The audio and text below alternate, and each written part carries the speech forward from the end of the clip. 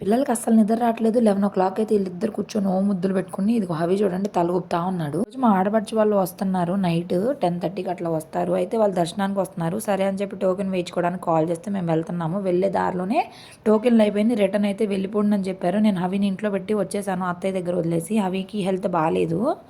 ఇక సరే అని చెప్పి రిటర్న్ వచ్చేసాము. రిటర్న్ వచ్చి మళ్ళీ కాల్ చేసి టికెట్స్ ఉన్నాయి అన్నారు. ఇంకా మా వారు శ్రీనివాసానికి వెళ్ళి చూశారు. అక్కడ టికెట్స్ ఉన్నాయి. వెయిటింగ్ కూడా లేదు. విష్ణు నివాసంలో చాలా రష్ ఉంటుంది. వాళ్ళు గంట పైనే అలాగ వెయిట్ చేస్తూ ఉన్నారు.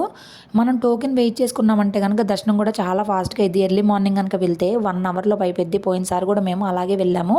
5:30కి వెళ్తే 6:30 కల్లా వచ్చేసాము. మళ్ళీ టోకెన్స్ ఉన్నాయి కదా 12:00 అయితే ఇలాగ రోడ్ మీద పడి వెళ్తా ఉన్నాము. మా వారు వెళ్ళి టోకెన్ కూడా వెయిట్ చేసుకున్నారు. తొందర రండి అన్నారు. మేము టోకెన్ వేయించుకునేసరికి ఇంకా 1167 టికెట్లు ఉన్నాయి. అలా వెళ్ళి ఇలా వేయించుకున్నాము. కరెక్ట్గా మాకు ఉగాది రోజు తెల్లవారుజామున అయితే టోకెన్ ఇచ్చారు. చాలా హ్యాపీగా అనిపించింది. కొత్త సంవత్సరం రోజు మాకు దర్శనం దొరకడం. ఎవరైనా తెలియని వాళ్ళు ఉంటే ఖచ్చితంగా శ్రీనివాసానికి వెళ్ళండి. నచ్చితే మాత్రం ప్లీజ్ లైక్ చేసి ఫ్యామిలీ ఫ్రెండ్స్ షేర్ చేయండి.